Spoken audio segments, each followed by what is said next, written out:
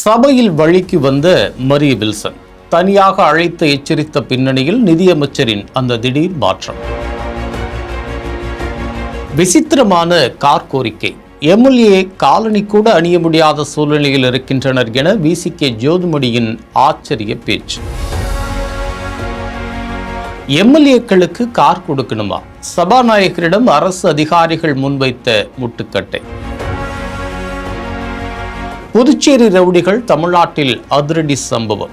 மாவுக்கட்டு போடக்கூடாது என டிஜிபி உத்தரவு கொடுத்தாரா? இந்த அனைத்து சீக்கிரட்டையும் தான் இன்னைக்கு நம்ம மிஸ்டர் நரியால பார்க்க போறோம். வணக்கம், இது ஐஎன்டி பயம்.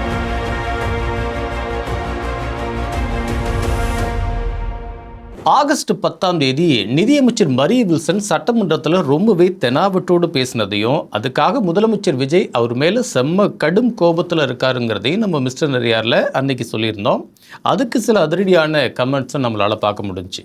மரிய வில்சன் அன்னைக்கு பட்ஜெட் வாசிக்கிறப்ப பல தமிழ் வார்த்தைகளை தவறாக உச்சரித்தது மட்டும் இல்லாமல் பெரிய எண்களையும் ரொம்பவே தவறாக தான் வாசித்தார். இதையெல்லாம் ரொம்பவே தன்மையாக திமுக உறுப்பினர் ராஜேந்திரன் சுட்டி காட்டினப்போ, என்னை கேலி பண்ணுறீங்களா?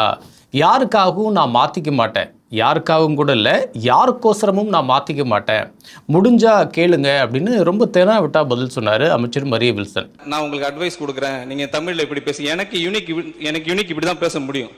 அக்செப்ட் பண்ணுங்க. நான் உங்களுக்கோசம் சேஞ்ச் பண்ண முடியாது. நான் இப்படி தான் பேசுவேன். கிறிஸ்தவத்தையும் தமிழையும் இரண்டு துருவங்களை நிறுத்தி பெரிய கண்டனத்தை சம்பாதிச்சிருந்தார். இந்த சூழ்நிலையில தான் நிதியமைச்சர் மரிய வில்சனை சபாநாயகர் தனியாக கூப்பிட்டு, வில்சன், மூத்த உறுப்பினர்கள்லாம் இந்த சபையில் எவ்வளவு தன்மையாக ஜாலியாக இருக்காங்க, ஆனால் நீங்கள் ஏன் தொட்டதுக்கெல்லாம் இவ்வளோ டென்ஷன் ஆகுறீங்க? சிஎம் உங்கள் மேலே ரொம்ப கோபமாக இருக்காரு, அதை இன்னும் அதிகப்படுத்திடாதீங்க. பட்ஜெட் பதில் உரை அப்போ இதை சமாளிக்கிற மாதிரி ஏதாச்சும் பதில் சொல்லுங்க அப்படின்னு அட்வைஸ் பண்ணாராம். சபாநாயகர் கொடுத்த அந்த ஐடியா படி தான் நேற்று ஆகஸ்ட் 12 பட்ஜெட் பதில் உரையில் பேசின நிதியமைச்சர் மரிய வில்சன், எனக்கு மொழி ஒரு தடையாக இருக்கிறது உண்மைதான், நான் அதை மறுக்கலை, அன்னைக்கு நான் ஆவேசப்பட்டேன், இதுதான் எங்களுக்கு ஃபஸ்ட் டைம், நான் படிப்படியாக கற்றுக்கிட்டு அடுத்தடுத்த நாட்களில் கம்பேக் வரேன், இந்த அவையில் சீனியர்ஸ் நிறையா இருக்கீங்க, உங்கள்கிட்டேருந்து நிறைய கற்றுக்கிட்டு ஸ்ட்ராங்காக திரும்பி வரோம் அப்படின்னு ரொம்பவே அடக்கி வாசித்து பேசினார். அது மட்டும் இல்லாமல் முதலமைச்சர் விஜயை புகழ்ந்து ஒரு பாடலையும் பாடினார். ஆனால் விஜய் அப்போது அதை ரசித்து கேட்கல அப்படிங்கிறது அவையில் இருந்தவங்களுக்கு எல்லாருக்குமே ரொம்ப தெள்ள தெளிவாக தெரிஞ்சிச்சு. கருணை இருந்தால் வள்ளலாகலாம், கடமை இருந்தால் வீரனாகலாம், பொறுமை இருந்தால் மனிதனாகலாம், மூன்றும் இருந்தால் தலைவனாகலாம். சமீப நாட்களில் அவர் கொடுக்குற அந்த ஹாப்பி ரியாக்ஷன், அந்த பாட்டு பாடினதை கேட்டதும் அவர் முகத்தில் காட்டல. அடுத்ததாக சட்டமன்ற உறுப்பினர்களுக்கு அரசாங்கமே கார் வழங்க வேண்டும்னு விடுதலை சிறுத்தைகள் கட்சியோட காட்டு மன்னார் கோவில் தொகுதி எம்எல்ஏ ஜோதிமணி ஒரு விசித்திரமான கோரிக்கை வச்சார். நேற்று சட்டமன்றத்தில் பேசின எம்எல்ஏ ஜோதிமணி, சட்டமன்ற உறுப்பினர்களுக்கு வாகன வசதிகளை செய்து தர வேணும், காலனி கூட அணிய முடியாத சூழ்நிலையில தான் சட்டமன்ற உறுப்பினர்களோட நிதிநிலை இருக்கு, லஞ்ச லாவணியம் இல்லாத அரசு அமையணும் அப்படின்னா நம்மளோட உறுப்பினர்களை நலமோடு பார்த்து கொள்ள வேண்டியது நம்மளோட கடமை. ஆகவே சட்டமன்ற உறுப்பினர்கள் மக்கள் பணி செய்வதற்கு கார் ஏற்பாடு செய்து மற்ற அத்தியாவசிய வசதிகளையும் செஞ்சு தரணும் அப்படின்னு பேசினார். ஐயா, நான் அதாவது சொல்லுங்க ஐயா. 40 கிலோமீட்டர் என்னுடைய சுற்றளவு. சுருக்கமாக சொல்லுங்க. அதானா, அதில் போய் மக்களை சந்தித்து மக்களுக்கு பணி செய்யணுன்ற அளவுக்கு வாகன வசதி இல்லை. ஒன்று. ரெண்டாவது, ஒரு செயலாளரை கையில் வச்சுக்கிட்டு அவங்களுக்கு ஊதியம் கொடுத்து செய்கிற அளவுக்கு வசதி இல்லை. இப்படி தான் இன்றைக்கி இருக்கிற சட்டமன்ற உறுப்பினர்கள் முக்கால்வாசி பேர் இருக்காங்க. அதில் ஒன்றும் மாற்றமே இல்லை. அதில் அந்த சட்டமன்ற உறுப்பினருக்கு உதவி செய்கின்ற வகையில் நீங்கள் அவங்களுக்கு வாகன வசதி மற்றதை செஞ்சு கொடுக்கணும். காலனி அணியாத எம்எல்ஏ கூட இருக்காங்க. இங்கே காலனி அணிய முடியாத அளவுக்கு வசதி வாய்ந்த எம்எல்ஏ இங்கே இருக்காங்க. அப்படி இருக்கிற ஒரு சூழலில் லஞ்ச லாவண்யம் இல்லாத அரசு அமையணும்னா நம்மளுடைய உறுப்பினர்களை நலமுடன் வைத்துக்கொள்ள வேண்டியது தங்களுடைய உண்மையான அன்போடு கேட்டுக்கொள்கிறேன். இதுக்கு உடனே பதிலளித்த சபாநாயகர் ஜே.சி.டி. பிரபாகர், இது மாதிரியான சட்டமன்ற உறுப்பினர்களோட கோரிக்கை நிறைய வந்திருக்கு, நம்மளோட முதல்வர் கிள்ளி கொடுக்கிறவர் இல்லை, அள்ளி கொடுக்கிறவர். அதனால இந்த கோரிக்கை குறித்து முதலமைச்சரோட கவனத்துக்கு கொண்டு போய் நடவடிக்கை எடுக்கப்படும் அப்படின்னு உறுதியளித்து ஸ்பாட்லேயே தன்னோட உதவியாளர் மூலமாக அந்த பேப்பரை முதல்வர் கையில் ஒப்படைச்சார். ஆளுங்கட்சியான தமிழக வெற்றிக்கழக எம்எல்ஏக்கள் புது கார்கள் வாங்கி அதுக்கு இஎம்ஐ கட்டுறதுக்காக அரசு அதிகாரிகளோடு சேர்ந்து லஞ்சம் வசூலிக்கிறாங்க அப்படிங்கிறத நம்ம ஏற்கனவே பேசியிருந்தோம். நம்ம பேசின அந்த சாரத்தை அப்படியே இன்னைக்கு சட்டமன்றத்தில் விசிகே எம்எல்ஏ பேசிட்டார்.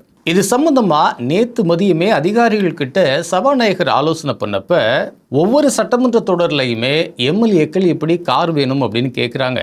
எல்லா எம்எல்ஏக்களுக்கும் கார் வாங்கி கொடுத்தா அதுக்கு டிரைவர் போடணும், பெட்ரோல் டீசல் போடணும், அதுக்கு மெயின்டெனன்ஸ் செலவு இருக்குது. இதெல்லாம் ஒரு பெரிய பட்ஜெட் ஆகும். எந்த அரசில் இப்படியெல்லாம் பண்ணாங்க? அதனால் அந்தந்த கட்சிகளே அவங்களுக்கு கார் வாங்கி தரட்டும் அப்படின்னு அதிகாரிகள் தரப்பில் முட்டுக்கட்டை போட்டாங்களாம். அடுத்ததாக கடலூர் பக்கத்தில் ரங்காரெட்டி பாளையத்தில் சசிகுமார் அப்படிங்கிறவர் மேலே 6 பேர் கொண்ட ஒரு கும்பல் நாட்டு வெடிகுண்டுகளை வீசியிருக்கு. அவரோட நண்பரும் இந்த தாக்குதலை சிக்கி 2 பேரும் தப்பி ஓட பார்த்தப்போ அந்த வெறி பிடிச்ச கும்பல் சசிகுமாரை கொடூரமாக வெட்டி கொன்னுட்டாங்க. சட்டமன்றம் நடந்துட்டு இருக்கும் போதே ஆகஸ்ட் 10ஆம் தேதி அன்னைக்கு இந்த கொடூர கொலை சம்பவம் கடலூரில் நடந்திருக்கு.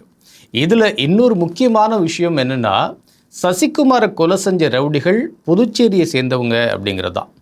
பொதுவாக புதுச்சேரியை சேர்ந்த ரவுடிகள் தமிழ்நாட்டு எல்லையில் அதிகமாக வாலாட்டுறதில்ல. ஏன்னா இங்கே இருக்கிற போலீஸார் குற்றவாளிகளை பிடிச்சா உடனே மாவுக்கட்டு போட வச்சுருவாங்க அப்படிங்கிற பயத்தில் புதுச்சேரி ரவுடிகள் தமிழ்நாட்டில் எப்போவுமே கொஞ்சம் அடக்கி தான் வாசிப்பாங்க. ஆனால் இப்போது தைரியமாக தமிழ்நாட்டுக்குள்ளே வந்து சம்பவம் செய்ய ஆரம்பிச்சிட்டாங்க. இதுக்கு என்ன காரணம்னு விசாரித்தா தமிழ்நாட்டோட அனைத்து மாவட்ட எஸ்பிக்களுக்கும் ஒரு வாய்மொழி உத்தரவு போயிருக்கான். அதாவது குற்ற வழக்குகளில் அது கொலையாக இருந்தாலும் சரி, குற்றவாளிகளை கைது செஞ்சு நீதிமன்றத்தில் ஆஜர்படுத்தணும். எக்காரணத்தை கொண்டும் அக்யூஸ்டுகள் மேலே போலீஸார் கை வைக்கக்கூடாது அப்படின்னு டிஜிபி ஆஃபீஸ்லேருந்து உத்தரவு வந்திருக்கான். இதனால தான் புதுச்சேரி ரவுடிகள் ரொம்ப தைரியமாக தமிழ்நாட்டுக்குள்ளே வந்து சம்பவம் பண்ணிட்டு போகிறாங்கன்னு கடலூர் போலீஸார் மத்தியில் ஒரு பெரிய ஆதங்கமான பேச்சு உலவுது. நம்ம நரியார் பதிவில் இதை பற்றி ஏற்கனவே ஒரு வீடியோ போட்டிருந்தோம். நகைகள் மீட்கப்படுவது ஏன் குறைஞ்சிடுச்சு அப்படின்னு.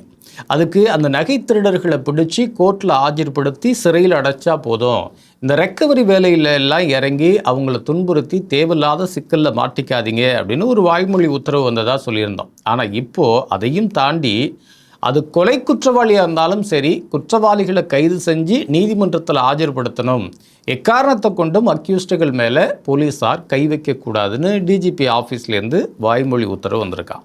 இன்னொரு பக்கம் தமிழ்நாடு போலீஸ் சார்பாக சரித்திர பதிவேடு குற்றவாளிகள் மற்றும் சமூக விரோதிகளை கைது செய்கிற சிறப்பு நடவடிக்கை எடுக்கப்பட்டு ஜூலை 29 ஆகஸ்ட் 11ஆம் தேதி வரைக்கும் மாநிலம் முழுக்க 1577 குற்றவாளிகள் கைது செய்யப்பட்டுள்ளார்கள் அப்படிங்கிற அறிவிப்பு வெளியாயிருக்கு.